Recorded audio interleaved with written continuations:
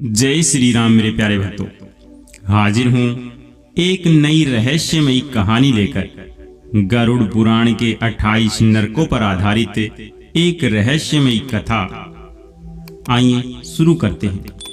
पृथ्वी के दक्षिण में माधव देश का राजा था विक्रमसेन। शक्तिशाली, चतुर, परंतु अहंकारी। उसने अनेक युद्ध जीते, कई मंदिर बनवाए, लेकिन अपने लाभ के लिए लोगों का शोषण भी किया। वह दान करता था, लेकिन सम्मान पाने के लिए। वह न्याय करता था, लेकिन अपने पक्ष में झुकाकर। उसने कई बार निर्दोषों को मरवाया, महिलाओं को अपमानित किया और ब्राह्मणों का अपमान किया। 70 वर्ष की आयु में एक रात अचानक सीने में तेज दर्द उठा और विक्रमसेन की मृत्यु हो गई। जैसे ही आत्मा शरीर से अलग हुई, 2 भयानक यमदूत काले घोड़ों पर प्रकट हुए। उनकी आंखों से आग निकल रही थी और उनके हाथों में लोहे की जंजीरें थी। विक्रमसेन की आत्मा चिल्लाई, मैं एक राजा हूं, मेरे लिए स्वर्ग के द्वार खोलो। परंतु यमदूत हंसे और बोले, राजा तू था पृथ्वी पर, यहाँ तेरा केवल कर्म बोलेगा। उन्होंने आत्मा को जंजीरों से बांध दिया और ले गए यमलोक की ओर। विक्रमसेन को लाया गया एक विशाल कक्ष में, जहाँ चित्रगुप्त अपने ग्रंथ खोल कर बैठे थे। उनके पीछे दीवार पर एक बड़ा कांच था, जिसमें उसके जीवन के सभी कर्म दिखाई देने लगे।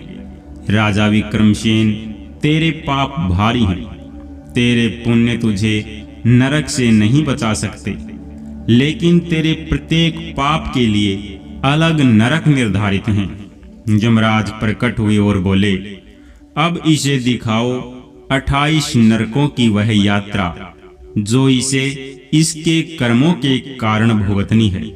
पहला नरक, जहां छल कपट करने वाले जाते हैं। विक्रमसेन ने अपने छोटे भाई से राजपाट छीना, उसे काले अंधकार वाले गड्ढों में घसीटा गया। दूसरा नरक, अंध तमिश्र, पत्नी से धोखा देने वालों के लिए। उसने एक दासी को गर्भवती कर त्याग दिया। यहाँ उसकी आत्मा अंधकार में चिल्लाई और कोई न सुन पाया। तीसरा नरक, रौरव, निर्दोषों को कष्ट देने वाले। युद्ध में गांवों को जलाया, लोगों को भूखा मारा। यहाँ नर रूप राक्षस उसकी आत्मा को चीरने लगे। चौथा नरक, महारौरव, अति क्रूर अत्याचारियों के लिए। उसके सैनिकों ने स्त्रियों को अपमानित किया। यहाँ जलते हुए लोहे के कांटों पर उसे चलाया गया। पांचवा नरक, ताप्त शूल, जो ब्राह्मणों का अपमान करे। एक ब्राह्मण को दरबार से अपमानित कर निकाला था। जलते त्रिशूलों से आत्मा को भेदा गया। छठा नरक, कूड़ मूत्र, मल मूत्र खाने के लिए मजबूर किया गया। सातवां नरक, काल सूत्र, झूठे न्याय देने वाले। विक्रमसेन ने निर्दोष को फांसी दी थी, तपते लोहे की जंजीरों से जकड़ा गया। आठवां नरक, 80 पत्र वन, तलवारों के पेड़ों का जंगल। हर पत्ता एक धारदार ब्लेड जैसा। सालमली, जहां कांटेदार वृक्षों से बांधकर आत्मा को चील नोचती है। 10वां नरक, वैतरणी, रक्त, मांस और मल से भरी नदी। वहां पार करना कठिन, जलते अंगों से भरी हुई थी। सूकर मुख, जो गरीबों का शोषण करते हैं। 12वां, अंधकूप, गहरे कुएं में डाला गया। वहां सांप, बिच्छू और कीड़े आत्मा को खाते हैं। 13वां नरक, कृष्ण सूत्र, युद्ध में अधर्मी नीति अपनाने वालों के लिए। 14वां नरक, ललभक, लालची राजाओं के लिए। 15वां नरक सर्प सदन दंभी और अहंकारी के लिए। हजारों सर्प आत्मा को डसते हैं, वह फिर जीवित हो जाती है। 16वां नरक अविची असहनीय कष्ट वाला नरक।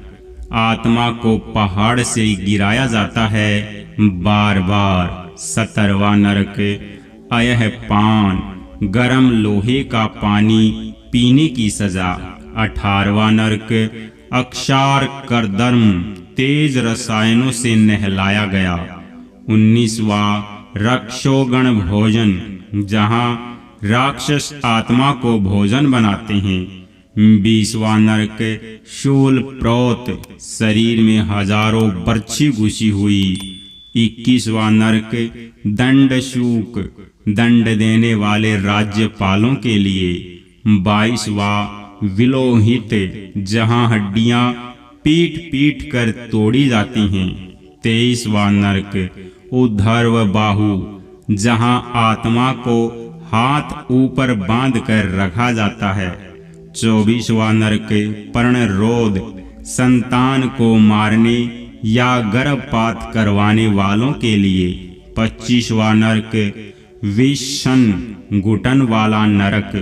26वां लल भूख, चोरी और भ्रष्टाचार करने वालों के लिए। 27वां नरक सार में यादन, जहां यम के कुत्ते आत्मा को चीरते हैं।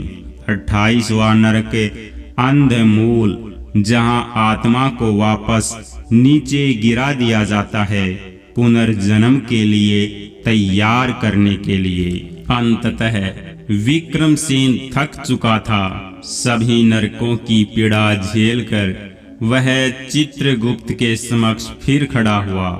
यमराज बोले, तेरे कुछ पुण्य थे, तुलसी वन की स्थापना, दान, मंदिर निर्माण, इसलिए तू मोक्ष का नहीं परंतु मानव जन्म फिर से पाएगा। अब उसे पुनर्जन्म दिया गया एक किसान के रूप में, ताकि वह विनम्रता सीखे, सेवा करे और भक्ति से मोक्ष पाए। यह कथा हमें यह सिखाती है, मृत्यु अंत नहीं, कर्मों की शुरुआत है। गरुड़ पुराण कहता है कि जो जैसा कर्म करेगा वह वैसा ही फल पाएगा, चाहे राजा हो या रंक।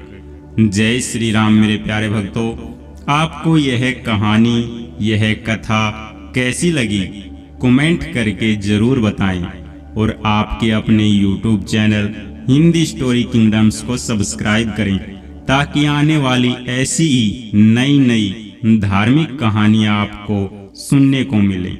तब तक के लिए आप सभी को जय जय श्री राम।